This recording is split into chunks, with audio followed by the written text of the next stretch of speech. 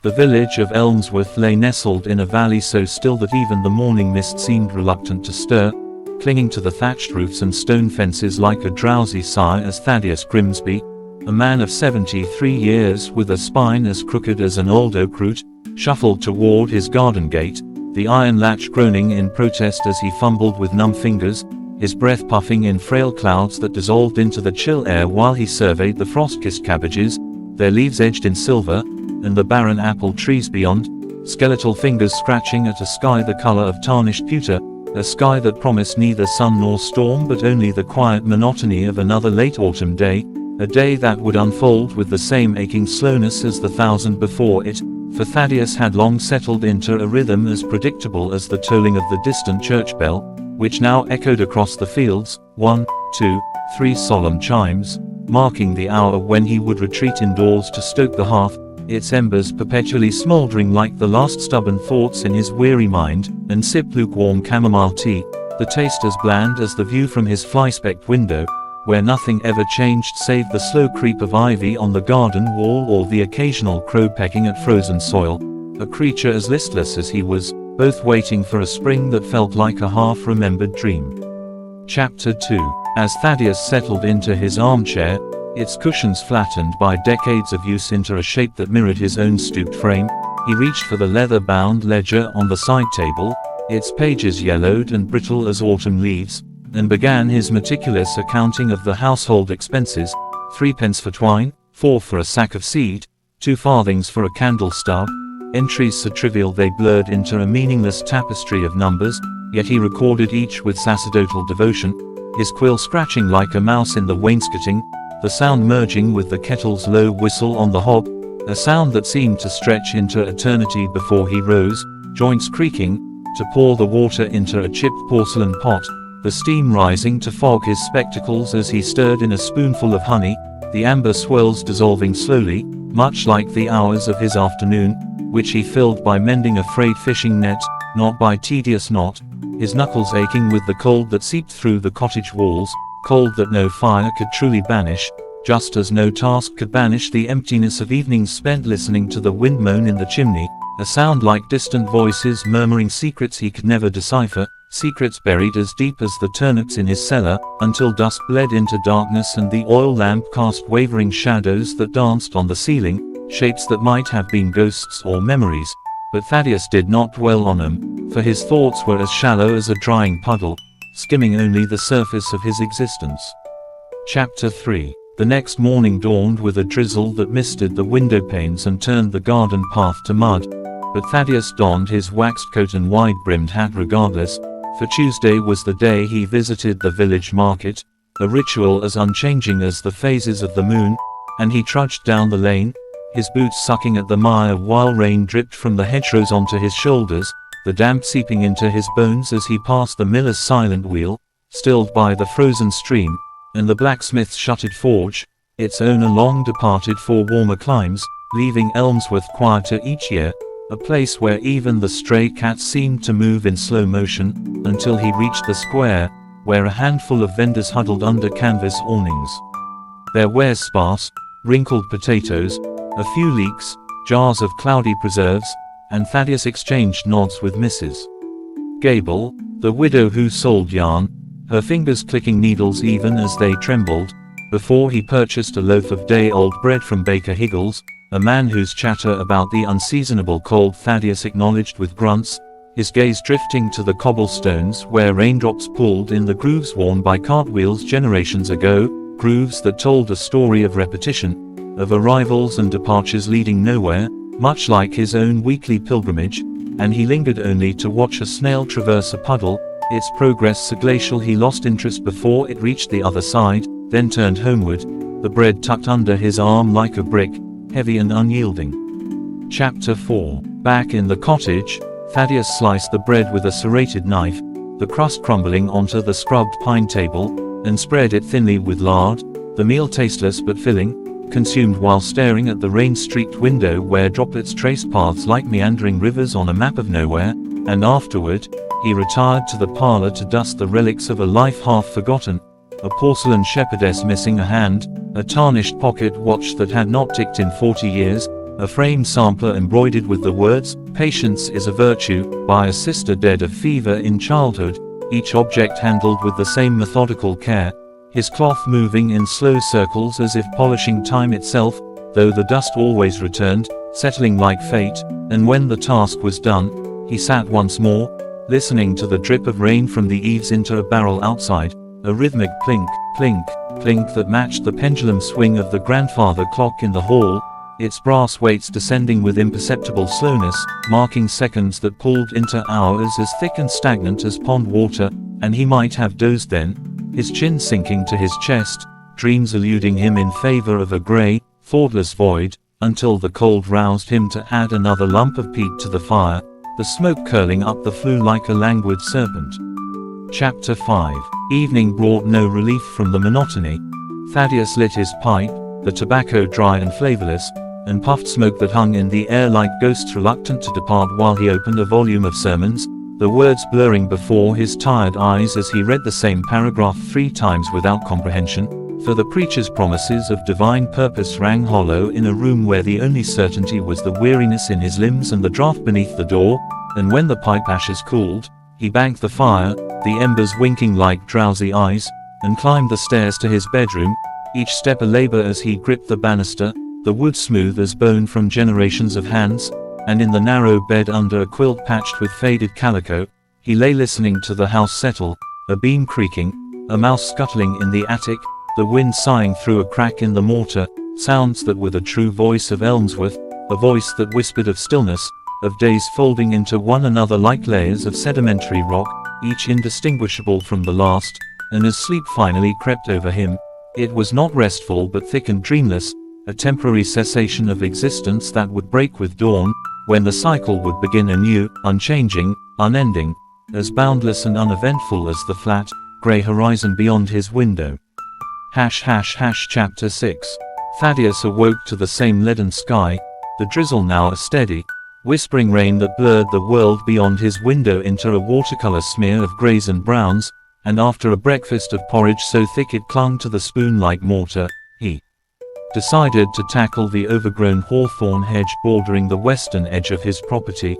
a task postponed for years, its tangled branches knotted like old veins, and so he fetched his rusty shears, the hinges protesting with a shriek that startled a wood pigeon from the eaves, and began the laborious process of snipping, each cut sending a shower of icy droplets down his collar, the thorns snagging his sleeves as if the hedge itself resisted order, while his breath came in short, ragged puffs, each snip requiring the full weight of his frail body, the rhythm of the blades, snick, snick, snick asterisk, a counterpoint to the rain's patter on his hat brim, a rhythm so monotonous it lulled him into a trance where time dissolved, and he might have been trimming that same stubborn branch for hours or days, his mind empty save for the raw ache in his shoulders and the chill numbness in his toes, until a stray thorn pierced his glove, drawing a bead of blood as dark and insignificant as a forgotten berry, and he paused, staring at the crimson bloom on the leather, a tiny disturbance in the seamless fabric of his solitude, before wiping it away with a damp leaf and resuming his work, the hedge yielding inch by grudging inch, revealing a moss-crusted stone wall behind it, a boundary as ancient and immutable as his own weariness.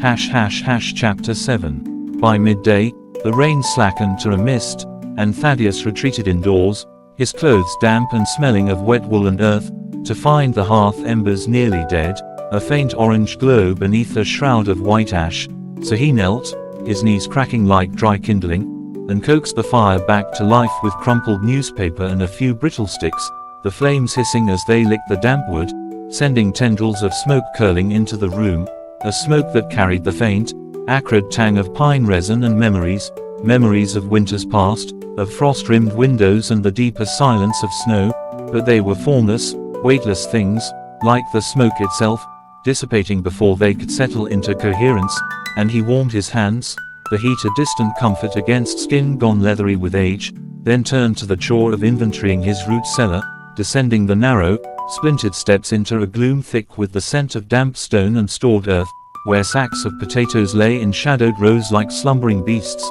and jars of pickled beets glowed dully in the weak light filtering from above, and he counted them, his fingers brushing the cool glass, noting a slight depletion since his last tally, a slow, inevitable consumption mirroring the dwindling of his own days, a process as silent and unstoppable as the seep of groundwater through the cellar walls.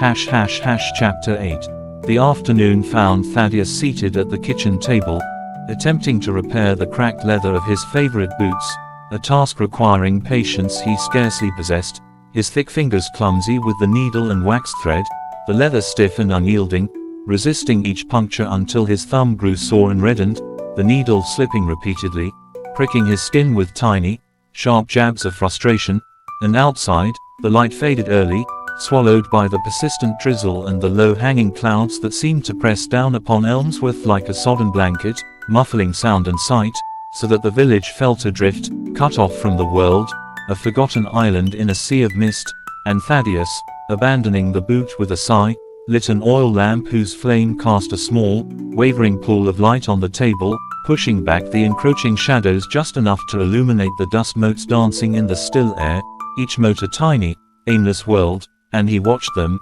mesmerized by their random drift, until the lamp began to sputter, its wick needing trimming, another small, necessary task in the endless chain of small, necessary tasks that constituted his existence, each one a stitch holding together the fraying fabric of his solitary life. Chapter 9. Supper was a bowl of thin potato soup, flavored only with a pinch of salt and a single bay leaf fished from a dusty jar at the back of the cupboard, eaten slowly while listening to the wind rise in the chimney, a low moan that spoke of colder air moving in from the north, and afterward, Thaddeus took down the old family Bible from its shelf, its cover cracked and its pages tissue-thin, not for spiritual solace, but to press between them a few brittle leaves he'd found clinging to the hedge, oak leaves turned the color of dried blood and rust, a habit born of some long-ago autumn, a ritual without meaning now, performed only because it had always been performed, and as he carefully arranged the leaves on the page of Psalms, his spectacles slipping down his nose, he noticed the faded ink of his mother's handwriting in the margin, a date, October 17, 1872, and a single word, remember asterisk, but what he was meant to remember was lost, buried beneath decades of subsequent seasons as surely as the leaves themselves would crumble to dust, leaving only a vague, unformed ache in his chest, a sense of absence as profound and unanswerable as the silence filling the cottage, broken only by the ticking clock and the wind's persistent sigh.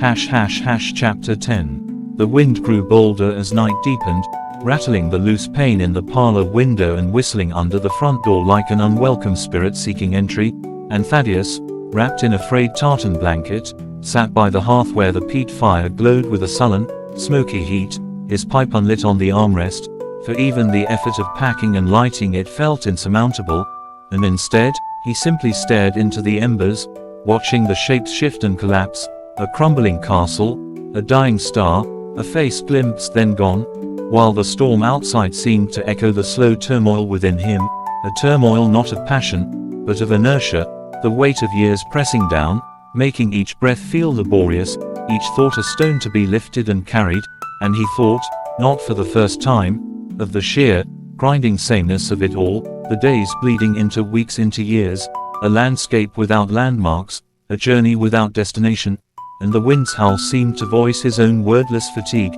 a sound that filled the hollows of the house and the hollows of his bones, until finally, the chill drove him to bed, where he lay shivering beneath the patchwork quilt, listening to the storm buffet the walls, a lullaby of relentless, roaring monotony that carried him into a shallow, restless sleep haunted not by dreams, but by the lingering sensation of waiting for something that would never come. Chapter 11. The following week blurred into the next with little alteration save a subtle shift in the wind that carried the scent of decaying leaves and distant wood smoke, and Thaddeus found himself engaged in the mindless task of sorting a drawer of tangled nails, screws, and assorted ironmongery accumulated over decades, each piece cold and gritty to the touch as he separated them into rusted tins, the clink-clank asterisk of metal on metal echoing dully in the silent kitchen while outside, the last stubborn oak leaves surrendered to the wind, swirling in eddies before plastering themselves against the muddy garden path, a path he no longer trod save to fetch firewood from the lean-to, where split logs, mossy and damp, stacked unevenly like the crooked teeth of some ancient beast, required careful selection to avoid the greenest, smokiest pieces, a chore performed with mechanical slowness, his breath visible in the frigid air as he hauled the wood inside armful by meager armful, the bark leaving dark smudges on his threadbare sweater, each trip a small exertion that left him leaning against the doorframe, staring blankly at the crows bickering over a worm in the barren field, their raucous cries muffled by the vast, indifferent sky.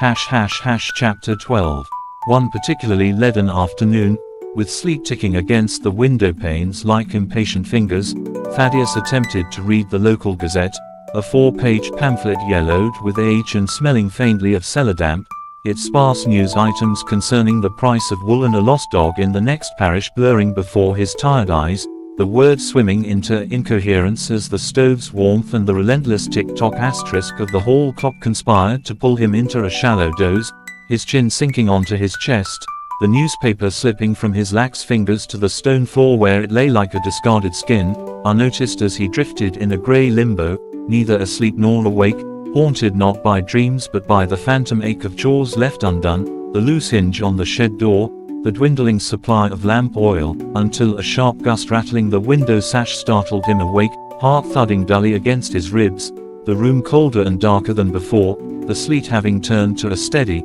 dreary rain that promised no end, only the creeping chill that seeped into his very marrow.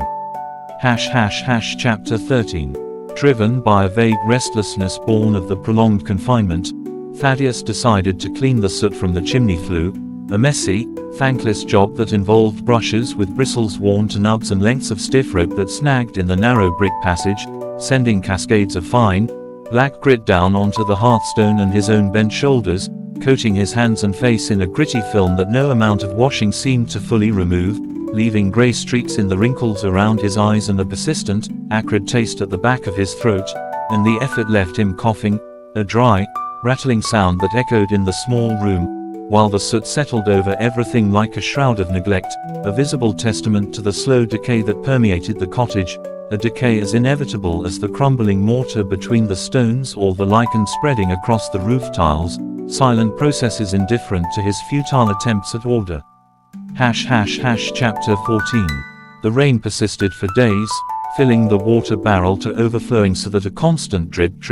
asterisk sounded from the gutter outside the scullery window, a maddening percussion that became the backdrop to Thaddeus's hours as he occupied himself with whittling a piece of seasoned beechwood, the knife blade scraping rhythmically, curls of pale wood gathering at his feet like wood shavings, though the shape emerging under his unskilled hands remained stubbornly amorphous, neither spoon nor peg nor anything recognizable, just a smooth lump that absorbed his focus without yielding satisfaction, his knuckles white with the effort of holding the blade steady, the repetitive motion a substitute for thought, a way to wear down the hours until the grey light filtering through the window began to fail, and the chill deepened, forcing him to abandon the whittling and huddle closer to the stove, the shapeless wood left on the table, another unfinished thing in a life of incompletions. Chapter 15. Market day arrived again under skies the color of wet slate, and Thaddeus made the muddy trek, the familiar path slicker than before, his progress slow and precarious, boots sliding in the ruts left by long-gone carts, the village square nearly deserted save for Mrs. Gable bundled in layers of shawls, her yarn stall looking particularly forlorn under the dripping canvas, and Higgles, the baker, stamping his feet for warmth beside a depleted tray of oatcakes hard as slate, and Thaddeus purchased one, more out of habit than hunger, the oatcake a dense, flavorless weight in his pocket as he turned for home without lingering, the silence of the empty square broken only by the drip asterisk from the market cross and the distant, mournful lowing of a cow in a waterlogged field, a sound that followed him back down the lane, mingling with the squelch of his own footsteps, a soundtrack to the profound, enveloping sameness that stretched ahead and behind, unchanging, unremarkable, as vast and featureless as the lowering sky. Chapter 16. The deepening cold turned the persistent damp into a skin of brittle ice overnight, glazing the mud ruts in the lane with a treacherous, glassy sheen and frosting the cottage windows with intricate, fern-like patterns that blurred the already muted world beyond, and Thaddeus, rising stiffly in the pre-dawn gloom, found the water pitcher in his washbasin frozen solid, a column of milky ice that resisted his chipping attempts, forcing him to melt snow in the kettle for his sparse ablutions, the water tepid and grey with ash from the fire, a meagre trickle that barely wetted the cloth before it cooled, leaving his face raw and his hands tingling with a numbness that lingered long after, as he shuffled to the hearth, feeding precious, dwindling peat to the reluctant flames, their heat a feeble adversary against the invasive chill that seeped through the very stones, a cold that settled in his joints like lead, making every movement an act of slow, grinding wool, his breath pluming thickly in the dim interior where frost crept along the edges of the flagstones and the oil in the lamp thickened,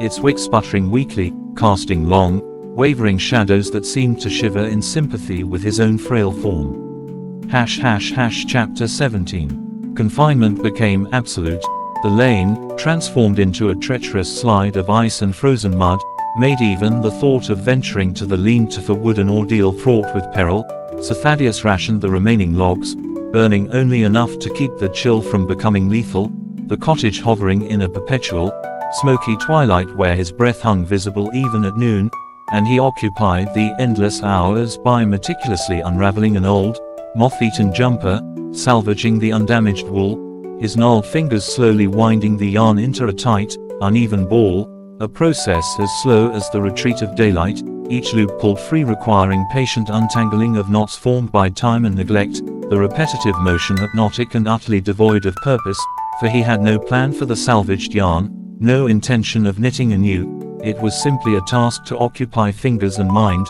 a tangible thread to follow through the labyrinth of empty time, the growing ball resting heavy in his lap like a grey, woolen stone, while outside, the wind sculpted drifts against the garden wall and the skeletal branches of the apple trees clattered together like dry bones, a desolate percussion underscoring the profound isolation.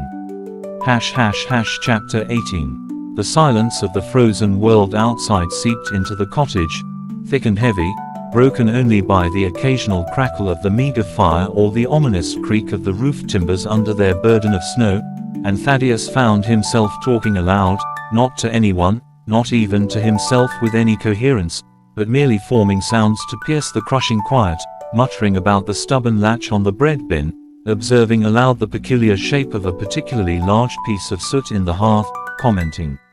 on the deepening blue of the twilight shadows, his voice, rough from disuse and the smoky air, sounding alien and thin in the stillness, each word hanging for a moment before being absorbed by the pervasive hush, a futile attempt to assert presence in a landscape that seemed intent on forgetting him, on reducing his existence to the same mute endurance as the frozen earth or the ice-locked well, and eventually, even this small rebellion faltered, leaving only the rhythmic grasp of his own breathing and the relentless, internal ticking of time measured not by the clock, which had finally wound down with a last, gasping chime days ago, but by the slow, glacial pace of his own weary heart.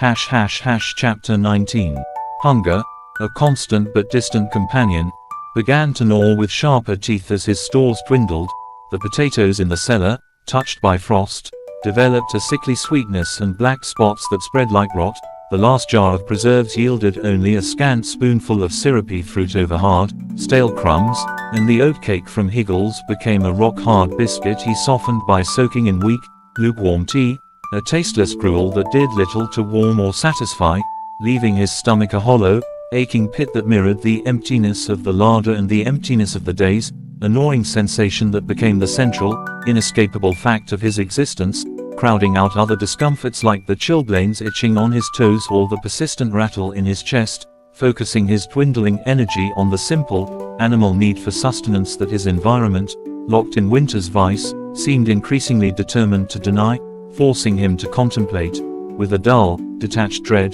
the dwindling stack of peat and the even faster dwindling pile of edible things, a calculation of survival measured in spoonfuls and lumps of fuel. Chapter 20. Dusk arrived early, a gradual thickening of the grey into deep charcoal and then into an impenetrable blackness that pressed against the frosted window panes, and Thaddeus, conserving his last precious nub of candle, sat in near total darkness save for the sullen, red eye of the peat fire, its heat barely reaching beyond the hearthstone, the cold and almost physical presence wrapping around him like a clammy shroud, and he huddled deeper into his layers of clothing and the threadbare blanket, his body curled into itself for warmth, his thoughts reduced to fragmented, sluggish impressions, the memory of summer sun on stone, a fleeting, sourceless scent of honeysuckle, the phantom taste of butter on warm bread, sensations so distant they felt like stories told about someone else, dissolving as quickly as they formed, leaving only the immediate, overwhelming reality of the cold, the hunger, the silence, and the profound, crushing weight of time stretching out before him in an unbroken expanse of darkness, as featureless and infinite as the frozen night sky hidden behind the clouds, a vast, indifferent void into which his small, shivering presence seemed utterly inconsequential, absorbed without a ripple, waiting, simply waiting, for a dawn that promised no relief, only the continuation of the same slow, grey dissolution. Chapter 21. The cold tightened its grip like iron bands around the cottage, squeezing warmth from every crevice until Thaddeus's breath crystallized on the blanket pulled up to his chin, his shallow exhalations forming tiny, transient frost flowers on the coarse wool in the absolute stillness before a hesitant dawn, a dawn that offered no color, only a grudging lightening of the oppressive gloom outside the ice-encased windows, revealing the world still locked in winter's rigid embrace, the garden a monochrome sculpture of white drifts and black, skeletal branches, and the effort required to rise, to force stiff limbs into motion against the pervasive chill, felt Herculean, each movement a slow, grinding protest of muscle and bone, culminating in the painful descent to the frigid kitchen where the remnants of the fire were dead ash, cold as the stones beneath his feet, forcing him to chip shavings from the very last block of peat with trembling hands, his fingers clumsy and numb, the shavings catching reluctantly on the few remaining embers hidden beneath the grey powder, coaxed into a feeble, smoky flame with precious scraps of tinder torn from the spine of an old almanac, its pages promising long-vanished harvests now sacrificed to stave off the immediate, gnawing cold that seemed to leach the very life from his core, leaving him hunched over the hearth, arms wrapped tightly around himself, waiting for heat that barely came, the gnawing emptiness in his stomach a constant, dull ache merging with the ache in his joints. Chapter 22. The silence was broken, unexpectedly, by a hesitant rapping at the door, a sound so alien in the frozen hush that Thaddeus initially mistook it for a branch tapping the wall, but it persisted, rhythmic and insistent, pulling him from his stupor by the hearth, and he shuffled towards the sound, his joints protesting, the cold radiating from the oak door as he fumbled with the heavy iron bolt, its mechanism stiff with frost, finally yielding with a groan to reveal Mrs.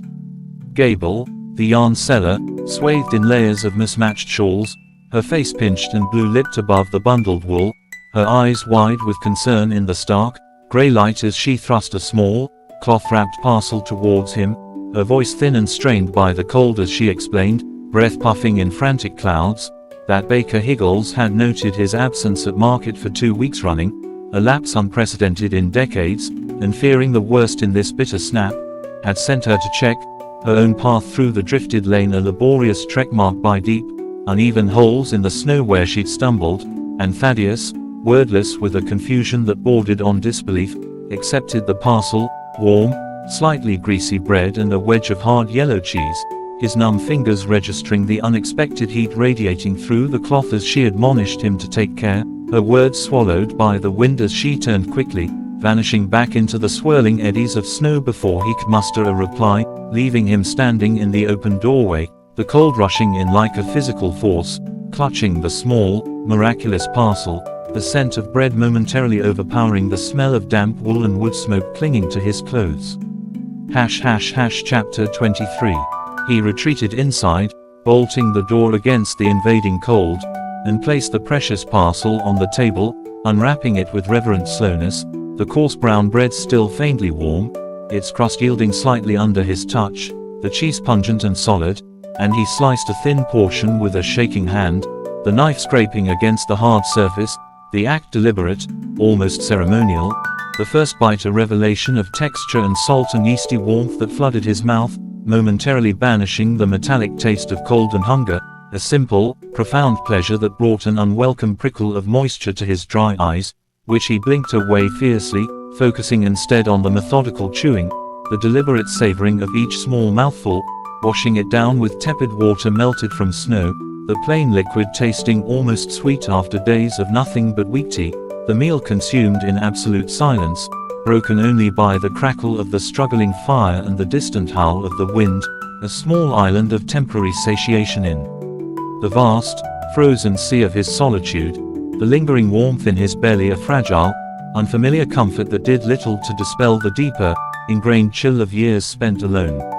Chapter 24. The bread and cheese, though meager, provided a spark of energy, a flicker of purpose that drove Thaddeus, later that day, to brave the lean-to. The snow drifted high against its weathered planks, forcing him to dig with a bent coal shovel, the metal biting into the crusted snow, each shovelful a labor that left him gasping, his breath ragged plumes in the still, frigid air, the weak afternoon sun doing little to warm his back as he cleared a narrow path, finally reaching the stacked logs, their bark encased in ice, their surfaces glittering coldly, and he selected the driest pieces he could find, hauling an armful back inside, the wood dripping meltwater onto the flagstones, adding to the damp chill as he fed the fire, the fresh wood hissing and spitting before finally catching, the flames leaping higher, casting stronger, dancing shadows on the walls, a brief illusion of warmth and vitality that encouraged him to attempt the small repair of the shed hinge he'd neglected, rummaging through his tins of salvaged ironmongery until he found a screw that seemed roughly suitable, the brass head cold against his skin, the task requiring intense concentration and fumbling dexterity in the dim light near the window, the screwdriver slipping repeatedly, scraping his knuckles, the frustration a sharp counterpoint to the earlier gratitude, the hinge finally secured with a lopsided tightness, the door swinging with a reluctant groan, a small, tangible victory in a landscape of entropy. Chapter 25. The temporary respite offered by the food and the marginally improved fire faded as quickly as the brief afternoon light. The cold seeped back as the flames died down to their customary sullen glow. The gnawing hunger returned with renewed insistence despite the careful rationing of the remaining bread and cheese, and the wind, having dropped during the day, rose again with the deepening dusk, whistling with renewed vigor around the cottage corners and moaning in the chimney like a restless spirit, a sound that seemed to amplify the vast emptiness surrounding Elmsworth, the isolation pressing in with tangible weight, and Thaddeus, having exhausted the small burst of borrowed energy, sat once more in his chair, the repaired hinge already forgotten, the salvaged yarn ball lying inert beside him, the half-whittled piece of beechwood gathering dust on the table, the ledger open to a page of meaningless figures blurred by his tired eyes, the only movement the slow rise and fall of his chest beneath the layers of clothing and the blanket, the only sound the wind's mournful dirge and the occasional, dry rattle in his own breathing, the day stretching ahead once more into an indistinguishable sameness, the brief interruption by Mrs. Gable already receding into the grey continuum of his existence, a small ripple swallowed by the immense, silent ocean of time, leaving him adrift once more in the familiar, monotonous current of waiting, enduring, simply being, as the frozen night deepened, absolute and unchanging, outside the frosted panes. Chapter 26. The ice storm arrived in the night, a silent, creeping invasion that first painted the window panes with thicker, opaque whirls before beginning its relentless accretion on every surface, the hawthorn branches encased in glassy sleeves that bowed them toward the frozen earth, the garden gate fused shut by a seamless weld of ice, the very stones of the cottage walls glistening under a thickening carapace that reflected the weak dawn light in dull, leaden shards, and Thaddeus awoke to a world transformed into a brittle, treacherous sculpture, the air inside the cottage colder still, sharp enough to catch in his throat with each shallow breath, his fingers stiff and unresponsive as he attempted to light the lamp, the match head scraping uselessly before finally catching with a sputter, its meager flame revealing the frost ferns that had crept across the interior walls overnight, delicate, invasive lace claiming the corners and spreading towards the ceiling, a beautiful, chilling testament to winter's victory, while outside, the only sound was the occasional, deafening crack as an overloaded branch surrendered to its icy burden, snapping like a gunshot in the profound stillness, a sound that made Thaddeus flinch, huddling deeper into his layers, the gnawing emptiness in his stomach a constant companion now, sharper since the taste of bread and cheese, making the memory of the brief sustenance almost a cruelty as he surveyed the meager, frost-touched potatoes left in the sack, their skins wrinkled and yielding unpleasantly to the touch, promising little nourishment and less warmth when boiled in the dwindling supply of melted snow water. Chapter 27. Desperation, a slow-burning ember fanned by the relentless cold and the spectre of starvation, drove Thaddeus to the cellar's deepest, darkest corner, a place he usually avoided for its damp, earthy smell and the unsettling presence of thick spiderwebs strung like ancient tapestries between the rough-hewn beams overhead, and there, behind a stack of empty, dusty preserving jars, his groping fingers, numb and clumsy in the near-total darkness pierced only by the guttering candle stub held aloft in his trembling hand, found the forgotten crock, its lid sealed with a thick layer of wax and grime, hauled from its resting place with an effort that left him wheezing, the cold air scraping his lungs, and back in the faint, smoky light of the kitchen, he chipped away the seal, the wax shattering like ice, to reveal within a layer of congealed, greyish lard protecting a cache of dried beans, hard as pebbles, their surfaces dull and speckled, undoubtedly years old, perhaps left by his long-dead father, a relic from a time of greater preparation or simply greater abundance, and he carefully scooped a handful, the beans rattling like teeth in the chipped enamel bowl, covered them with precious melted snow,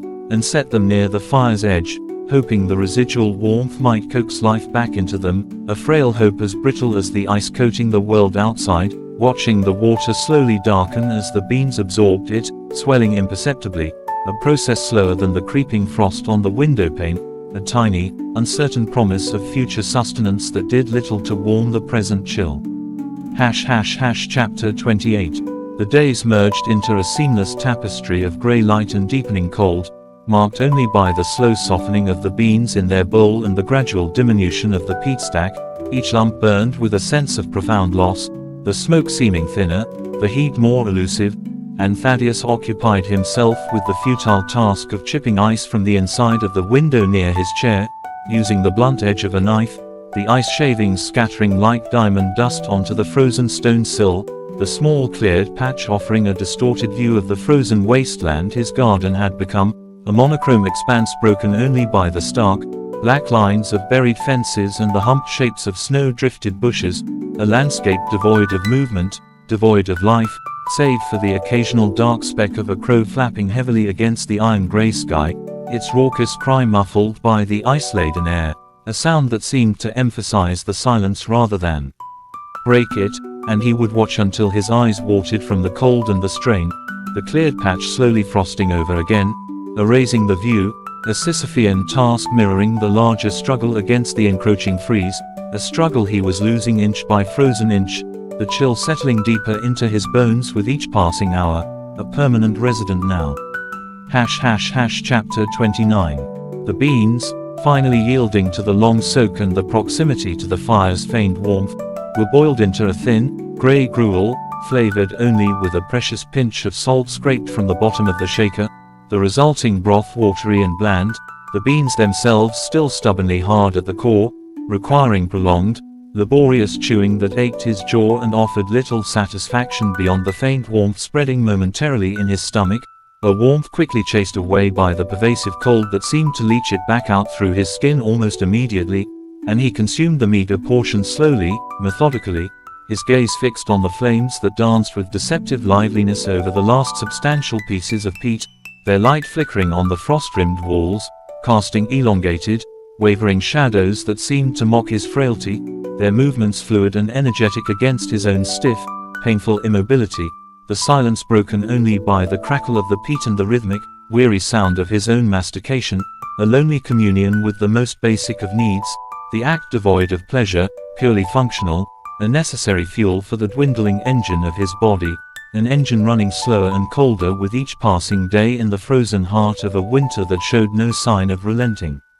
Chapter 30. The oil in the lamp ran dry, the wick giving one final, defiant sputter before surrendering to darkness, leaving only the fire's glow to push back the shadows that crowded thickly around the hearth, shrinking Thaddeus's world to a small, flickering circle of dim, smoky light and intense, localized heat that barely reached his feet, the rest of the cottage sinking into a profound, icy blackness where the frost ferns continued their silent conquest unseen, and he sat, a hunched silhouette against the embers, his hands extended towards the feeble warmth, the chilblains on his fingers throbbing dully, his mind drifting in a haze of cold and fatigue, thoughts fragmentary and sluggish, snagging on inconsequential details, the exact pattern of a crack in the hearthstone, the remembered feel of a smooth pebble found decades ago by the stream, the phantom scent of wood smoke mixed with baking bread from a childhood kitchen, before dissolving into the grey static of exhaustion, the wind outside rising to a mournful howl that vibrated through the stone walls,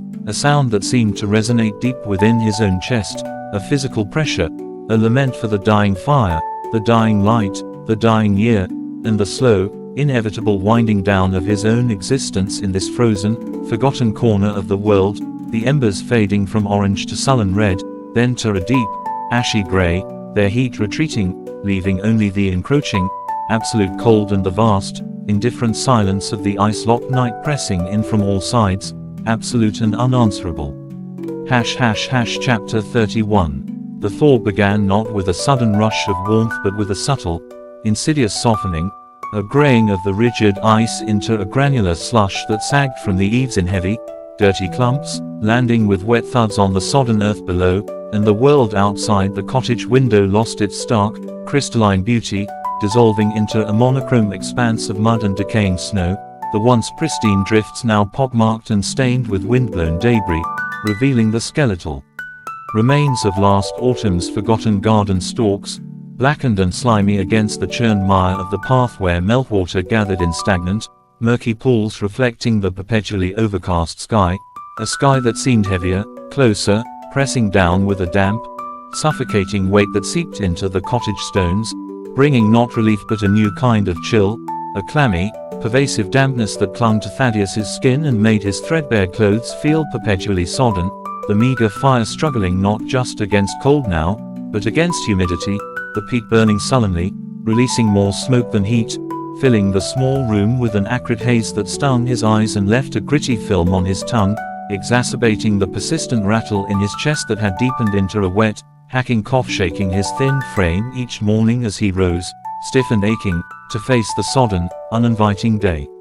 Chapter 32. Driven by a vague, animal instinct to escape the oppressive damp indoors, Thaddeus ventured into the quagmire that was his garden, his boots sinking deep into the cold mud with each labored step, sucking audibly as he pulled them free, the effort immense, leaving him breathless after only a few yards as he surveyed the wreckage winter had wrought. The hawthorn hedge, brutally trimmed weeks before, now sprouted a few defiant, pale green buds amidst the scarred branches, but the frost had split the bark on the oldest apple tree, a dark, weeping crack running down its trunk like a fatal wound, and the stone wall he'd uncovered lay partially collapsed, undermined by frost even the relentless pressure of saturated earth. Its mossy capstones tumbled into the mire, and he stood amidst the desolation, the cold drizzle misting his face, feeling a profound weariness that went beyond physical exhaustion, a weariness of spirit that mirrored the ruined landscape, the sheer effort of witnessing the slow decay, the constant battle against entropy that defined his existence and the land he tended, both yielding inch by grudging inch to time and the elements, the small, hard-won order of the previous season erased as if it had never been, leaving only the raw, unlovely mess of mud and broken things.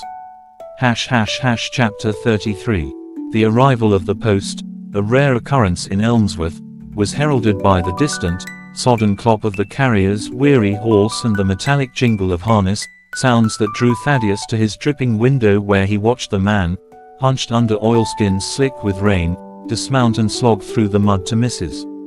Gable's cottage opposite, depositing a small bundle before remounting and continuing down the lane without a glance towards Thaddeus's gate, a small, sharp reminder of his own isolation, his irrelevance to the thin thread of communication that still bound the dwindling community, and he turned away, the momentary flicker of anticipation extinguished, leaving only the familiar hollow ache of exclusion, retreating to the perpetual task of attempting to dry damp kindling near the reluctant fire, the wood hissing and steaming, filling the room with a wet, woody smell that did little to dispel the chill, the smoke stinging his eyes as he crouched closer, coughing into his sleeve, the rough fabric damp from the perpetual condensation that coated every surface inside the cottage, the walls weeping silently in the corners where the cold met the damp air, adding to the pervasive sense of decay that seemed to emanate from the very stones.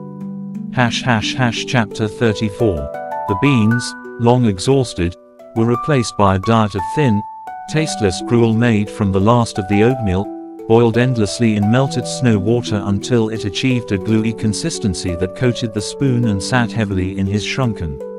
stomach, providing scant energy and no pleasure, consumed in silence broken only by the rhythmic dripping from the leaking roof into the strategically placed bucket near the scullery door. Plink, plunk, plink, a maddening counterpoint to the slow, irregular ticking of the hall clock, which had inexplicably shuddered back to a semblance of life with the slight rise in temperature, its pendulum swinging with a hesitant, arthritic motion, marking seconds that felt like hours, hours that stretched into eternities of damp discomfort and gnawing hunger that had become his constant, unremarkable companions. The sharp pangs blunted now into a deep, persistent ache that was simply part of the fabric of his being, like the ache in his joints or the rattle in his chest, indistinguishable from the general malaise of existence in this waterlogged, grey world where even the crows seemed subdued, their cries muffled by the damp air as they picked disconsolately at worms drowned in the flooded fields. Chapter 35. One evening, as the sodden twilight bled into darkness, Thaddeus discovered a patch of mould blooming like a vile, blue-grey flower on the inside wall near his bed, fed by the relentless damp and the lack of circulating air, its furry surface repellent to the touch, emitting a faint, musty odor of decay that seemed to permeate the room, and he scrubbed at it with a rag dipped in vinegar, the sharp tang briefly overwhelming the mould smell, his arm moving in slow, weary circles, but the stain remained, a faint shadow beneath the surface plaster, a visible manifestation of the rot that was slowly claiming his home, claiming him, and he abandoned the task, dropping the rag into a bucket, his energy spent, retreating to his chair by the guttering fire where he sat staring at the stubborn patch, the vinegar smell fading, the musty odor returning, stronger now, a tangible presence in the room, a silent, creeping invader as relentless as the frost had been, a different face of the same indifferent, destructive force that governed his world, and he pulled the damp blanket tighter around his shoulders, not against the cold this time, but against a deeper chill, a sense of inevitable dissolution that settled over him as heavily as the damp wool, listening to the drip into the bucket and the clock's faltering tick, markers of time passing in a place where time had long since ceased to have meaning beyond the slow, inexorable slide towards silence. Chapter 36. The first tentative hints of spring arrived not with a flourish of green but with a weary persistence, the days imperceptibly lengthening into a damp, grey twilight that lingered a few minutes longer each evening, revealing the skeletal branches of the hawthorn hedge now adorned with tiny, hard nubs of leaf buds that seemed more grey than green, like the first faint mould on forgotten bread, and the air, though still chill, lost its knife-edged bite, settling into a clammy, pervasive damp that seeped through Thaddeus's worn layers and settled deep within his aching joints, a damp that seemed to swell the very timbers of the cottage, making doors stick in their frames and floorboards groan underfoot with new, unsettling protests, while outside, the relentless mud deepened, swallowing the garden path entirely and creeping towards the doorstep in a slick, brown tide studded with the decomposing remains of winter's icy grip, sodden leaves, broken twigs, and the occasional glint of a buried ice fragment refusing to yield entirely, the whole landscape exuding an odor of wet earth, decay, and stagnation that drifted in through every ill-fitting join in the cottage walls, mingling with the indoor smells of wood smoke, damp wool, and the faint, ever-present mustiness of the encroaching mould patch, now spreading its insidious, blue-grey bloom across a larger section of the plaster, a silent, furry witness to the cottage's surrender to the elements. Chapter 37. Thaddeus's cough, nurtured by the damp and the smoky air, settled into a permanent, wet rattle deep within his chest, a sound that accompanied his every labored breath and shook his thin frame during the frequent, exhausting bouts that left him leaning against the cold stone mantelpiece, gasping for air that felt thick and insufficient, his vision swimming with unshed tears of sheer fatigue, and the simple acts of existence, hauling a bucket of murky water from the rain barrel, stirring the thin, lumpy porridge that constituted his main sustenance, even rising from his chair, became monumental tasks requiring pauses for breath and the marshalling of dwindling reserves of strength, his hands trembling noticeably now, the knuckles swollen and reddened, the chilblains cracked and weeping clear fluid onto the rough fabric of his sleeves, a constant, low-level discomfort that merged with the deeper ache in his bones and the gnawing emptiness in his stomach, creating a symphony of persistent misery that played ceaselessly beneath the surface of his stoic endurance,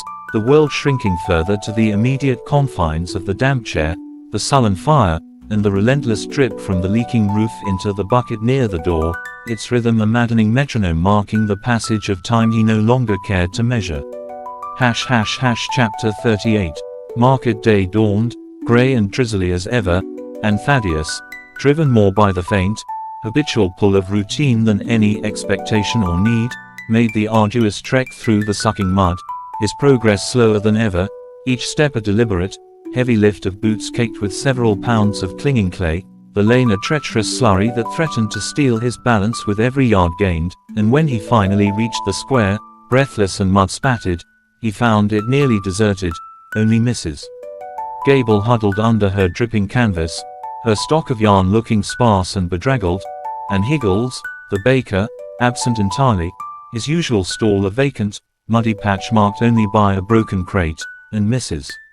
Gable, seeing Thaddeus's haggard appearance, offered a thin skein of undyed wool with a look of pity that stung more than the cold, her words about the bad roads and Higgles taking ill with the damp barely registering as Thaddeus accepted the wool with a wordless nod, his gaze fixed on the empty space where the oatcakes should have been, the small parcel of yarn feeling like an accusation in his hand, a symbol of useless charity in the face of the profound, unspoken need for sustenance, and he turned immediately for home, the journey back even more laborious, the weight of his own weakness and the pointlessness of the trip settling upon him like the mud on his boots, a crushing, invisible burden. Chapter 39. The silence within the cottage deepened, becoming a tangible presence, thick and heavy as the damp air, broken only by the erratic ticking of the clock, the maddening drip into the bucket, and the wet rattle of Thaddeus's own breathing, a sound that filled the small space with its weary rhythm, and he found himself retreating inward, his thoughts turning sluggish and indistinct, drifting like silt in muddy water, no longer engaging with the immediate tasks of survival with any conscious effort, but moving through them with the automatic, unthinking rhythm of long habit, stoking the fire, stirring the gluey porridge, wiping feebly at the spreading mould patch with a damp cloth that only seemed to encourage its growth, his gaze often unfocused, fixed on the middle distance where dust motes danced in the weak light near the window, or on the intricate patterns of water stains blooming like brown flowers on the ceiling plaster, patterns that seemed to shift and deepen with each passing hour, holding a strange, hypnotic fascination that consumed long stretches of time that passed without meaning or measure, the boundaries between morning, afternoon, and evening dissolving into a single, seamless stretch of grey awareness punctuated only by the demands of his failing body for rest or the unsatisfying gruel, the world beyond the dripping window a blurred, unimportant smear of greenish grey. Chapter 40. One afternoon, as the weak sun attempted, and failed, to burn through the perpetual overcast, casting a pallid, watery light through the streaked windowpane, Thaddeus sat in his chair, the untouched skein of wool lying heavy in his lap like a stone, and watched a single fly, sluggish with the cold, crawl in an erratic, pointless path across the frost-blemished surface of the table near his elbow, its progress slow, meandering, punctuated by long periods of stillness where it seemed as inert as the dust beneath its feet, and Thaddeus watched it, mesmerized by the sheer, unthinking persistence of its tiny life, the way it navigated the insignificant landscape of the scarred wood grain, bumping into invisible obstacles, changing direction without apparent reason, its minute existence a perfect, absurd mirror of his own, a journey without destination, driven by impulses buried too deep to question, played out on a stage of decaying wood and damp stone under a vast, indifferent sky, a life defined solely by endurance in the face of pointlessness, and as the fly finally took flight, buzzing weakly towards the grey light of the window only to bump against the glass and fall back onto the sill. Stunned, Thaddeus felt a profound wave of exhaustion wash over him, deeper than sleep, a weariness that reached into the very marrow of his being, settling there like the cold damp in the walls, a final, quiet acceptance of the slow, grey drift towards an end as unremarkable and inevitable as the fly's eventual stillness on the dusty windowsill, the only sound the relentless drip, drip, drip into the bucket and the faltering tick of the clock counting down the meaningless hours. Chapter 41. The discovery of the rotting floorboard near the hearth, its surface yielding like damp cardboard beneath the slight pressure of his boot, marked a new phase in the cottage's decline, a hidden decay suddenly made manifest, and Thaddeus, lacking the strength or materials for proper repair, resorted to shifting his chair a few inches to avoid the treacherous spot, a minor adjustment that nevertheless felt like a significant retreat, a concession to the inevitable crumbling of the structure that housed him, a crumbling that mirrored the internal erosion of his own vitality, the damp having seeped so thoroughly into the walls that a cold, earthy smell now permeated every room, thick and fungal, mingling with the sharp tang of wood smoke and the underlying soreness of his own unwashed clothes and the persistent mold blooming in velvety patches on the plaster, a smell that clung to the back of his throat and seemed to deepen the rattling congestion in his chest, making each breath a laborious effort that often ended in protracted fits of coughing that left him dizzy and weak, slumped in his chair, staring at the weak flames licking the last fragments of peat, their light insufficient to dispel the deep shadows gathering in the corners where the dampness seemed to coalesce into a palpable, chilling presence, a presence that watched as he listlessly wound the skein of wool Mrs. Gable had given him into a loose, uneven ball, the coarse fibers catching on his roughened skin, the task devoid of purpose or pleasure, merely a way to occupy trembling hands for a few empty minutes before the overwhelming fatigue forced them still again, the ball resting heavy in his lap like a grey, woolen stone.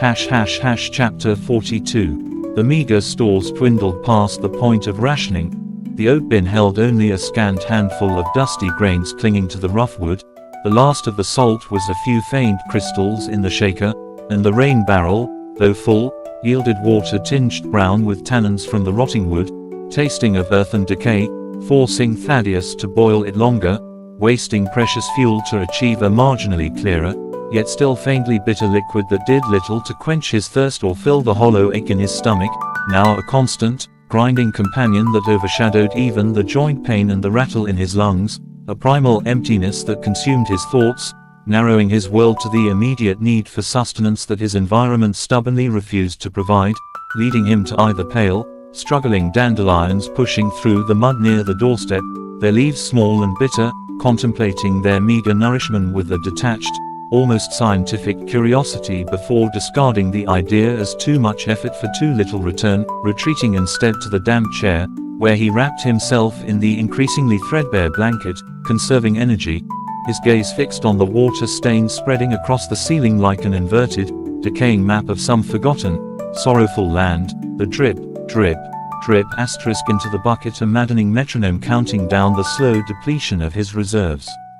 Chapter 43. Mrs. Gable appeared again one mist-laden morning, her knock a hesitant echo in the sodden silence, her face drawn tighter than before, etched with lines of worry that deepened as she took in Thaddeus's gaunt appearance, the hollows beneath his eyes dark as bruises, the tremor in his hands as he unlatched the door, and without a word, she pressed another small parcel into his grasp, this time containing 2 wrinkled apples, their skins dull and slightly shriveled, and a wedge of crumbly white cheese wrapped in waxed paper. Her voice, when she finally spoke, was thin and strained, telling him Higgles was still abed with a fever, the roads were worse than ever, and she feared for the village cut off as the river threatened to flood the lower ford, her eyes darting past him into the dim, damp interior of the cottage, taking in the visible mould, the shifting floorboard, the palpable air of neglect and decay, a flicker of helpless pity crossing her face before she turned quickly away,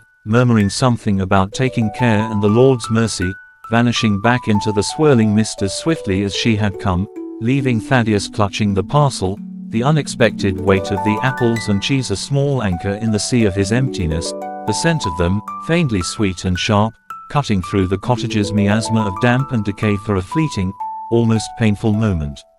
Chapter 44. He ate one apple immediately, the flesh yielding reluctantly under his teeth, tart and slightly grainy, the juice a startling burst of cool sweetness on his parched tongue that momentarily eclipsed the bitterness of the boiled water and the ever-present earthy taste in the air, a sensation so vivid it bordered on overwhelming, consuming the small fruit core and all with a focused intensity he hadn't mustered in weeks, the act simple, primal, restoring a faint, transient warmth to his chilled core, the cheese he saved, wrapping it carefully back in the waxed paper and placing it high on the cold mantelpiece, a tiny, tangible promise of future sustenance that glowed in his awareness like a single, distant star in the pervasive grey, but the energy it provided was short-lived, soon swallowed by the effort of simply existing in the damp chill, the gnawing ache returning, deeper now, underscored by the knowledge that this, too, would soon be gone, and he retreated once more to his chair, the damp wool blanket heavy on his shoulders, watching the afternoon light fade into yet another indistinguishable, mist-shrouded twilight, the cheese on the mantel a small, pale beacon in the gathering gloom, its presence a comfort as fragile and fleeting as the faint warmth the single apple had briefly kindled within him. Chapter 45. The river did flood, not with a roaring torrent, but with a silent, inexorable creep that transformed the lower fields into a vast, shallow lake reflecting the perpetually overcast sky, a sheet of dull, leaden water that lapped at the base of the distant hill where Elmsworth clung, cutting off the already tenuous connection to the wider world and amplifying the profound isolation, the lane beyond Thaddeus's gate becoming a muddy stream itself, the sound of water now a constant, low murmur underlying the drip from the roof and the rattle in his chest, a sound that seeped into his bones, a constant reminder of being marooned, and he sat by the weakening fire, the last fragments of peat crumbling to ash, the cheese on the mantel dwindling slice by tiny slice, each morsel consumed with ritualistic slowness, savoring the salty tang, the crumbly texture, knowing its end approached as surely as the dwindling light, and he watched the water stains on the ceiling deepen, their brown edges spreading like ink on blotting paper, merging with the shadows, while the mould on the wall seemed to pulse faintly in the fire's dying glow, a living, breathing entity thriving in the decay he could only endure. The fly, or perhaps its descendant, crawled again across the table, tracing the same futile path towards the grey window, its tiny, persistent life a counterpoint to his own slow, grey dissolution in the waterlogged silence of the drowned world outside his door. Chapter 46. Thaddeus awoke not to the familiar ache of damp bones or the rattle in his chest,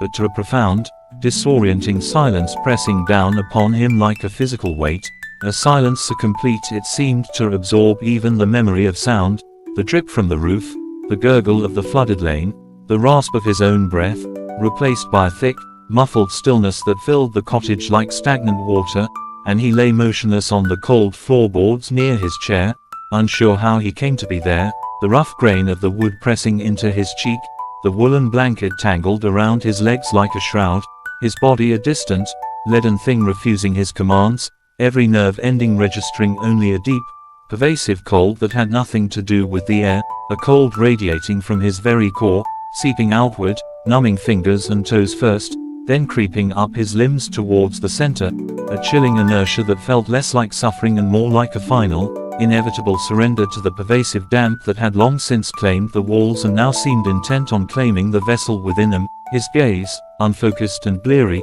fixed on the water stain on the ceiling directly above, its brown edges blurred and swimming, the inverted map now seeming like a vast, dark continent swallowing the plaster sky, its contours shifting in the dim, grey light filtering through the grimy window, a light devoid of warmth or promise, merely the absence of utter blackness.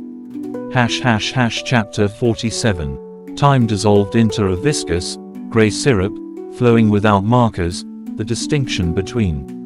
minutes and hours erased, the weakening pulse in his own wrist a faint, irregular drumbeat against the overwhelming silence, his awareness reduced to the immediate sensory field, the smell of wet wool, mould, and earth thick in his nostrils, the taste of dust and decay coating his tongue, the insistent pressure of the floorboards against his hip and shoulder, the slow, glacial creep of the numbness spreading upwards from his extremities, a numbness punctuated only by a distant, detached curiosity about the fate of the cheese wedge still perched on the high mantelpiece, a pale, unreachable beacon in his peripheral vision, its presence a small, absurd anchor to a world of needs and routines that now felt impossibly remote, belonging to someone else, a ghost inhabiting the decaying shell of the cottage. The fly, or perhaps a different one, landed on the back of his motionless hand, its tiny feet like pinpricks of ice, crawling across the mottled, blue-tinged skin with a slow, deliberate exploration that he observed with a detached fascination,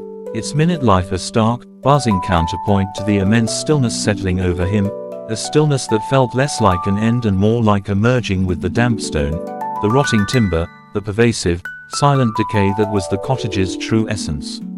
Chapter 48. A sound, faint and distorted as if heard through deep water, finally pierced the muffled stillness, a rhythmic knocking, hesitant at first, then growing more insistent, a dull thudding against the swollen oak door that vibrated through the floorboards beneath him, a sound that belonged to the world outside the encroaching silence, a world he could no longer reach or comprehend. The effort required to turn his head towards the sound felt monumental, impossible, a mountain to be scaled with limbs of lead, and he remained still, eyes half closed, watching the dust motes drift in a feeble shaft of grey light near the window. The knocking continued, a frantic, irregular tattoo now, accompanied by a voice, thin and strained, calling his name, Mr. Grimsby. Thaddeus, Mrs. Gable's voice, laced with a fear that echoed the frantic scrabbling of a bird against glass, but the words held no meaning. They were merely vibrations in the thick, cold air, disturbances in the profound quietude he had entered. The fly, disturbed by the noise, lifted from his hand with a feeble buzz and flew erratically towards the window, bumping against the pane before settling on the damp sill, its wings folding, becoming another still point in the room's gathering inertia, while the knocking reached a crescendo, then ceased abruptly, replaced by the sound of retreating footsteps splashing through the mud outside, fading quickly, leaving only the deeper, more profound silence to reclaim its dominion, undisturbed, absolute.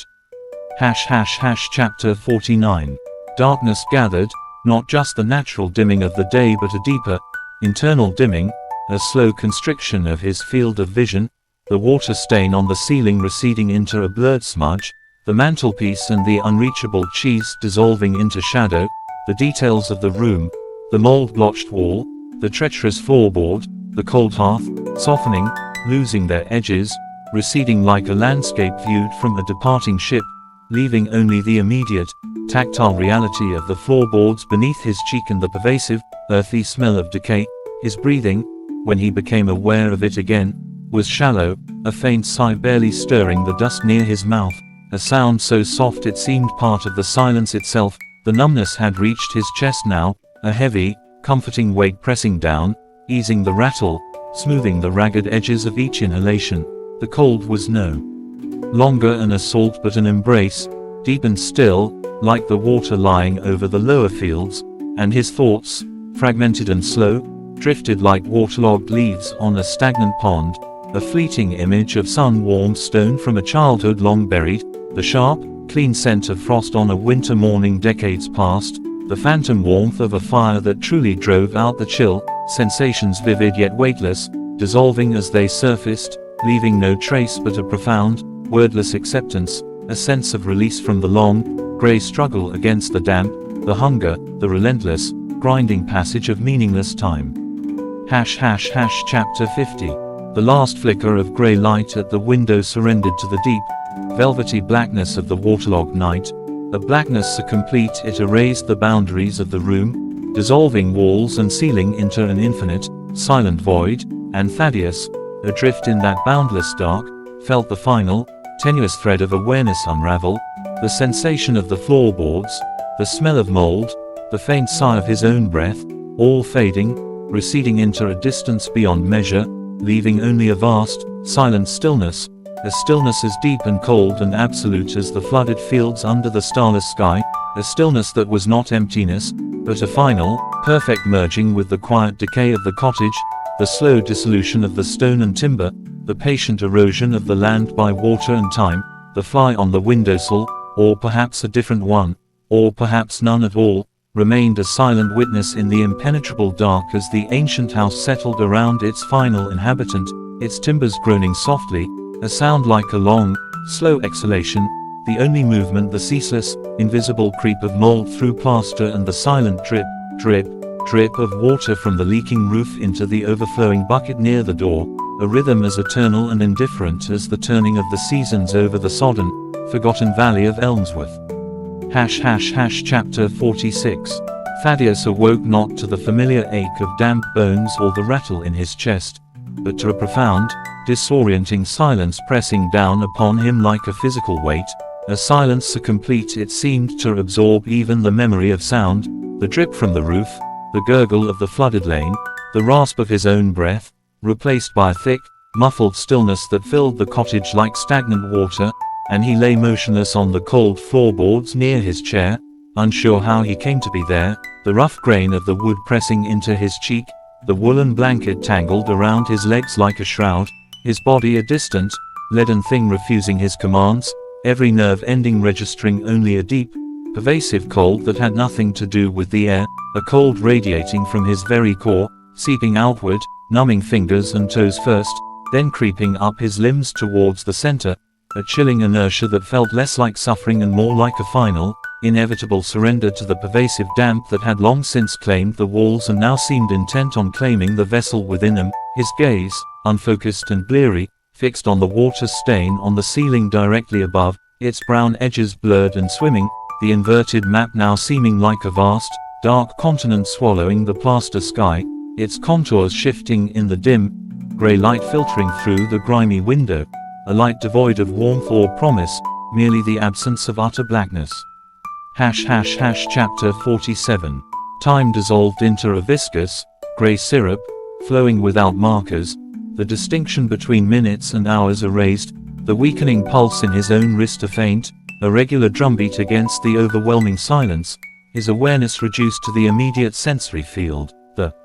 smell of wet wool, mould, and earth thick in his nostrils, the taste of dust and decay coating his tongue, the insistent pressure of the floorboards against his hip and shoulder, the slow, glacial creep of the numbness spreading upwards from his extremities, a numbness punctuated only by a distant, detached curiosity about the fate of the cheese wedge still perched on the high mantelpiece, a pale, unreachable beacon in his peripheral vision, its presence a small, absurd anchor to a world of needs and routines that now felt impossibly remote, belonging to someone else, a ghost inhabiting the decaying shell of the cottage, the fly, or perhaps a different one, landed on the back of his motionless hand, its tiny feet like pinpricks of ice, crawling across the mottled, blue-tinged skin with a slow, deliberate exploration that he observed with a detached fascination, its minute life a stark, buzzing counterpoint to the immense stillness settling over him, a stillness that felt less like an end and more like a merging with the damp stone, the rotting timber, the pervasive, silent decay that was the cottage's true essence. Chapter 48. A sound, faint and distorted as if heard through deep water, finally pierced the muffled stillness, a rhythmic knocking, hesitant at first, then growing more insistent, a dull thudding against the swollen oak door that vibrated through the floorboards beneath him, a sound that belonged to the world outside the encroaching silence, a world he could no longer reach or comprehend. The effort required to turn his head towards the sound felt monumental, impossible, a mountain to be scaled with limbs of lead, and he remained still, eyes half closed, watching the dust motes drift in a feeble shaft of grey light near the window. The knocking continued, a frantic, irregular tattoo now, accompanied by a voice, thin and strained, calling his name, Mr. Grimsby.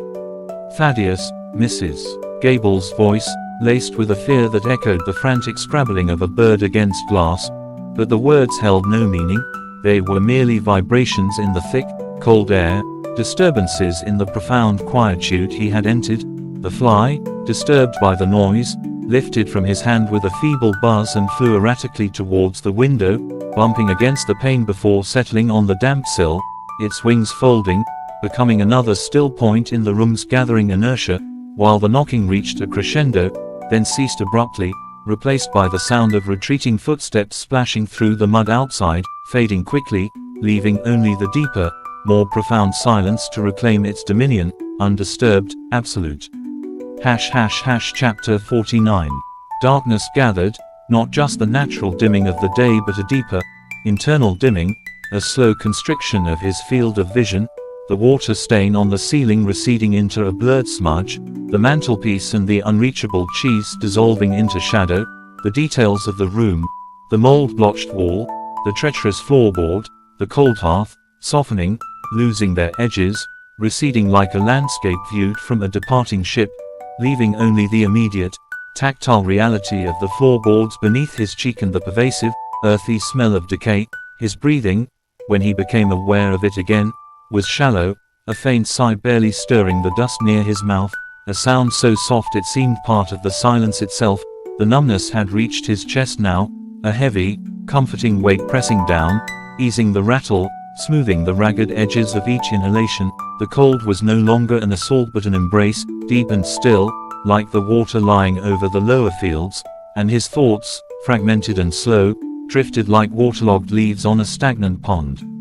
A fleeting image of sun-warmed stone from a childhood long buried, the sharp, clean scent of frost on a winter morning decades past, the phantom warmth of a fire that truly drove out the chill, sensations vivid yet weightless, dissolving as they surfaced, leaving no trace but a profound, wordless acceptance, a sense of release from the long, grey struggle against the damp, the hunger, the relentless, grinding passage of meaningless time.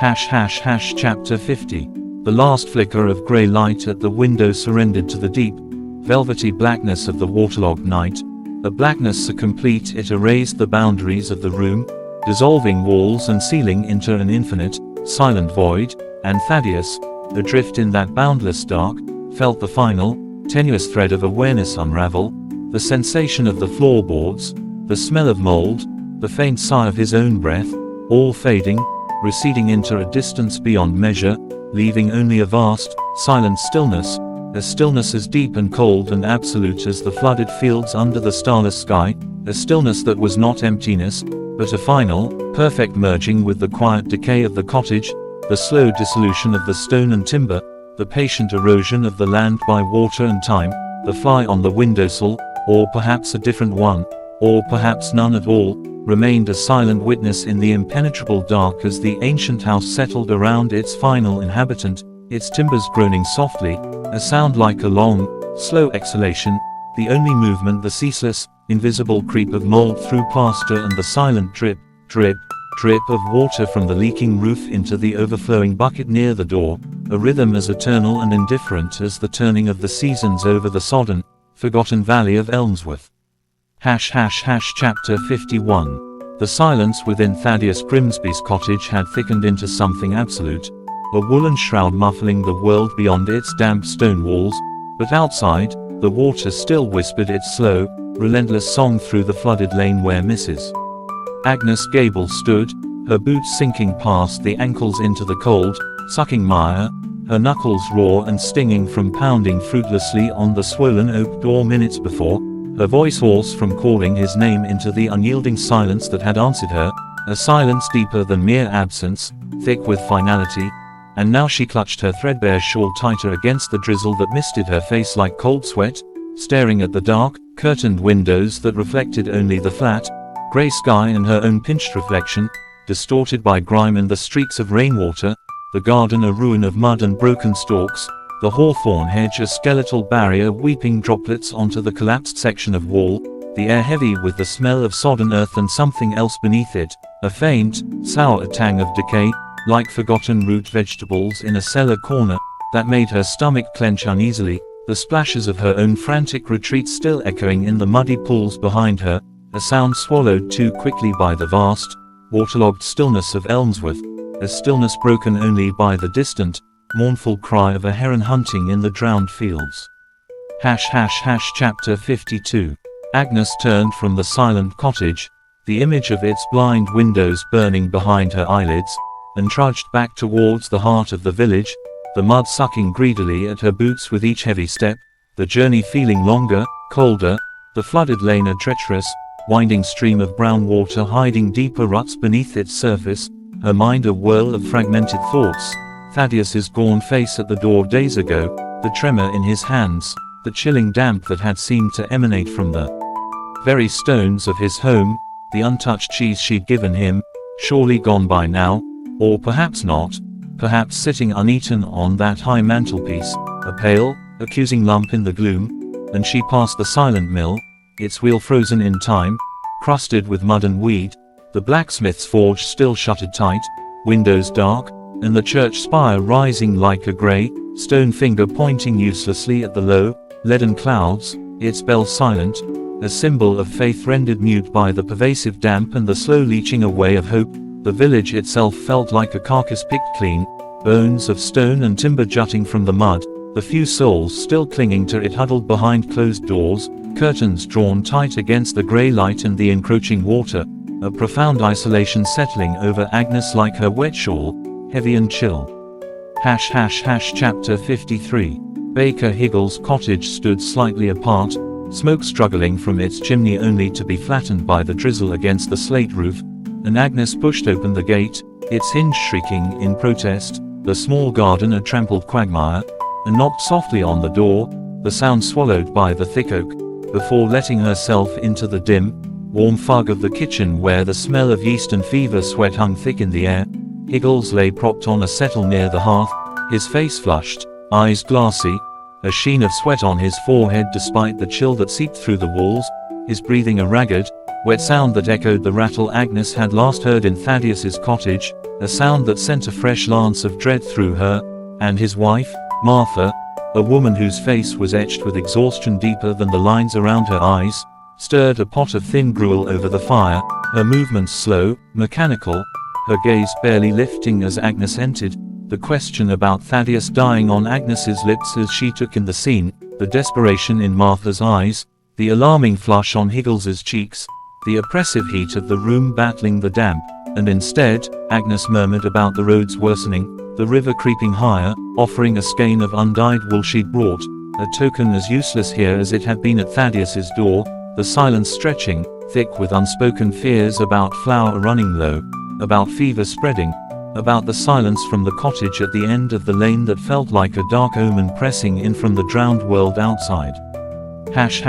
Chapter 54. Later, back in her own damp cottage, surrounded by baskets of unsold yarn in muted, earthy hues smelling faintly of lanolin and dust, Agnes tried to focus on her needles, the rhythmic click click click asterisk a familiar mantra against the silence, but the sound felt hollow, insufficient against the memory of that profound stillness behind Thaddeus's door, the image of the fallen man she hadn't seen but felt asterisk, a presence extinguished in the cold gloom, and her fingers trembled, dropping a stitch, the yarn tangling, a frustrating snarl mirroring the knot of dread in her chest, the fire in her own hearth burned low, peat smoke stinging her eyes, failing to dispel the damp chill that crept up from the stone floor, the same chill that must have seeped into Thaddeus's bones, hour by hour, day by day, until it claimed him whole, and she thought of the cheese, the apples, the small parcels of care offered too late, gestures swallowed by the immense, indifferent maw of the valley's decay, the rhythmic dripping from her own leaky roof into the bucket by the door, clink, plunk, clink, a constant reminder of entropy, of things wearing down, wearing out, the sound merging with the phantom echo of her own knuckles rapping on swollen wood, a futile signal sent into the void, unanswered, the grey twilight deepening outside her window, casting long, watery shadows that seemed to pool in the corners of her small room like gathering darkness. Chapter 55. Night fell, a suffocating blanket of wet blackness pressing against the cottage windows, and Agnes sat by the guttering fire long after the meagre supper of watery broth and hard bread had settled like a cold stone in her stomach, the yarn abandoned in her lap, her gaze fixed on the dying embers, their fading glow painting her lined face in shifting shades of orange and deep shadow. The silence within her walls felt different now, charged with the knowledge of another silence, deeper and more absolute, just down the lane, a silence that spoke not of absence, but of cessation, of a long struggle ended not with a sigh, but with the slow seep of cold into still limbs, the image of Thaddeus's final moments, alone on those damp boards, the mould blooming unseen on the walls, The last of the fire's warmth retreating, haunted her, a stark reflection of the isolation that awaited them all in this waterlogged grave of a village. The wind rose outside, moaning in the chimney like the lost voice of the valley itself,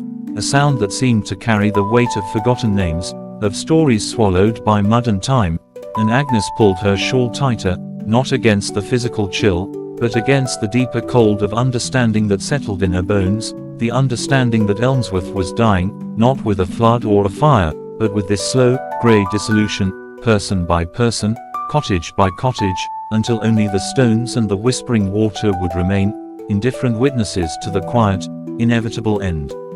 Chapter 56. The grey dawn seeped through Agnes's window like cold tea through muslin, revealing a world still drowned under the swollen sky, the flooded lane now a sluggish, brown river swallowing the garden fence posts whole, lapping hungrily at the raised stone step of her cottage where stranded earthworms wreathed in the murky water, and she rose stiffly, her joints protesting the damp that had seeped into the marrow overnight, the memory of Thaddeus's silent cottage clinging like the chill in her shawl as she lit the peat fire, coaxing a sullen flame from the damp, crumbling blocks, the smoke curling thick and acrid, failing to warm the room's deep-seated cold or dispel the earthy smell of inundation that permeated everything, the wool in her baskets, the rough bread on the table, the very air she breathed tasting of river mud and decay, and she moved through her morning tasks with mechanical slowness, the rhythmic clatter of the kettle on the hob a frail counterpoint to the constant, low gurgle of water outside, a sound that seemed to underscore the village's slow submergence, her gaze drifting constantly to the end of the lane where Thaddeus's cottage sat, its windows dark and blank as the eyes of a corpse, a silent accusation of her own helplessness, her own inevitable trajectory towards the same quiet, waterlogged dissolution.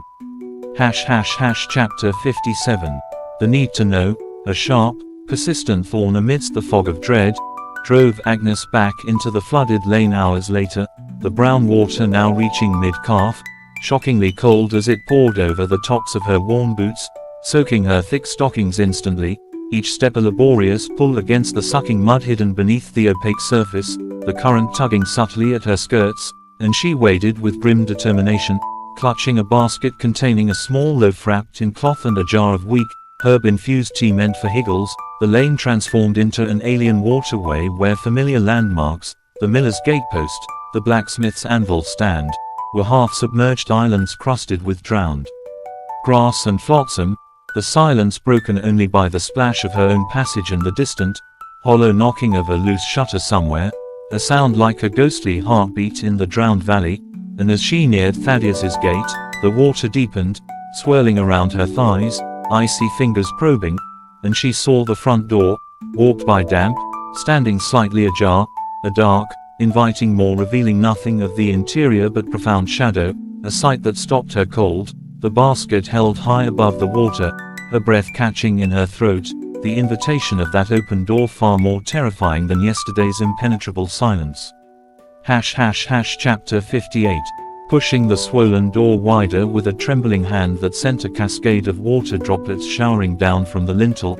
Agnes stepped into the gloom of Thaddeus's cottage. The smell that hit her was a physical blow, thick, cloying, and profoundly wrong, the damp earthiness amplified tenfold, overlaid with the sickly sweet tang of advanced decay and the sharp, fungal reek of rampant mould, the air cold and still as a tomb, her eyes straining to adjust, revealing a scene of utter dereliction. Water stood in shallow pools on the buckled floorboards, reflecting the weak light from the open door in greasy ripples. The hearth was cold ash, the armchair overturned, and against the far wall, barely visible in the deep shadow, lay a humped shape beneath a sodden blanket, utterly still, one pale, mottled hand visible on the floorboards, fingers curled like dead roots, and near it, on the mantelpiece, sat the small, untouched wedge of cheese she'd brought days prior, now speckled with blue mould, a grotesque monument to futile care. The fly she remembered buzzed lazily near the shape, landing briefly on the exposed hand before lifting off again, its drone the only sound in the crushing, putrid silence, a sound Agnes felt vibrate in her own bones before the gorge rose violently in her throat, forcing her to stumble back outside, retching into the flooded lane, the cold water swirling around her knees, the loaf in her basket forgotten, sinking slowly into the brown murk. Chapter 59. Blindly, numbly, Agnes fought her way back through the deepening water, the image of the mold speckled cheese and the shape beneath the blanket seared onto her retinas, the stench of decay clinging to her clothes and hair like a shroud. Her journey to Higgles' cottage was a blur of cold water and grey sky. Her knocks on his door frantic, desperate for the sound of living breath, for the warmth of human presence to banish the chill death had left in her soul. Martha opened the door, her face gaunt with sleeplessness and fear, the fog of sickness and desperation within even thicker than before. Higgles's ragged breathing from the settle was a harsh, wet rasp, his face now a worrying shade of grey beneath the fever flush, and Agnes thrust the remaining jar of tea at Martha, her voice a hoarse croak as she spoke of the flood rising, of Thaddeus gone, the words tumbling out in a torrent she couldn't stop, needing to expel the horror, needing to share the weight of the silence she'd witnessed. But Martha's eyes, wide and frightened, darted to her husband, then back to Agnes, her hand tightening on the jar, her voice a thin whisper, "Not now, Agnes, please, not now," before gently, firmly closing the door, the solid oak a final, echoing punctuation to Agnes's isolation, leaving her standing alone in the flooded lane, the cold water swirling, the village's slow drowning suddenly feeling less like an external event and more like an internal truth, a flood rising within her own chest, threatening to choke off all breath. Chapter 60. Back in her own cottage, Agnes stripped off the soaked, stinking clothes, the rough wool abrading her skin, the smell of Thaddeus's final decay still potent in her nostrils despite the scrubbing with harsh lye soap and frigid water from the rain barrel, water now tasting even more strongly of earth and stagnation, and she huddled by the feeble fire wrapped in every blanket she owned, the heat insufficient against the deep, internal chill that had taken root. The rhythmic click of her knitting needles faltered, her hands trembling too violently to guide the yarn, the dropped stitches multiplying into an irreparable snarl mirroring the chaos in her mind. The dripping from the roof, clink, plunk, clink, seemed louder, more insistent, a metronome counting down the moments not just of the leak, but of everything. Higgles's labored breathing echoed in her memory, merging with the phantom rattle of Thaddeus's final stillness. The drowned fields stretched silent under the lowering sky, and Agnes closed her eyes, not to sleep, but to escape the grey light, the encroaching water, the image of the mouldy cheese on the mantelpiece, a symbol of care offered and rejected by the indifferent maw of time and decay, the silence of Elmsworth, profound and absolute save for the dripping water and the distant cry of the heron, settled over her like the wet shawl of the valley itself, heavy, cold, and inescapable, the final, quiet witness to the end of things.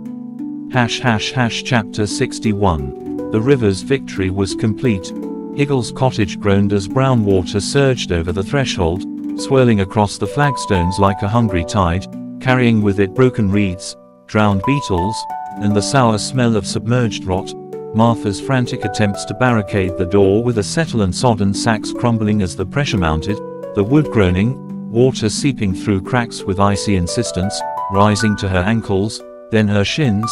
as she stumbled back to the settle where Higgles lay, his breathing now a thin, liquid wheeze, his eyes wide and unseeing in his ashen face, skin slick with sweat and encroaching damp, the meager fire drowned entirely, the room sinking into a cold, aqueous gloom where the only sounds were the gurgle of invading water and Higgles' terrible, diminishing struggle for air, a sound that scraped against Martha's raw nerves, her hands fluttering uselessly over him, soaked skirts heavy and cold, the terror of the rising flood merging with the terror of losing him, the two drowning her together in a silent scream trapped in her chest, the lantern gutted out, leaving them in near darkness as the water climbed past her knees, chilling her to the bone, the settle becoming a sodden island in the rising flood, Higgles' hand cold and slack in hers, his final breath escaping not as a sigh, but as a faint, wet rattle lost instantly in the water's relentless murmur. Chapter 62. Dawn revealed a world transformed into a drowned dreamscape.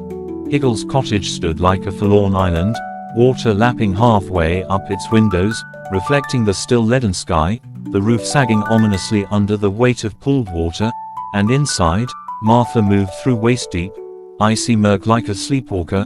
Higgles' body covered by a soaked blanket on the waterlogged settle, his presence a cold, heavy absence in the suffocating silence broken only by the lap of water against walls. Agnes, wading from her own cottage through the chest-deep current that was once the lane, her progress slow and perilous, the basket containing the last dry oatcakes held high above the swirling filth, found Martha standing motionless, staring blankly at the covered shape, her face empty, all tears spent or frozen within. The smell inside was fetid, river mud, wet wool, and the cloying sweetness of decay beginning beneath the sodden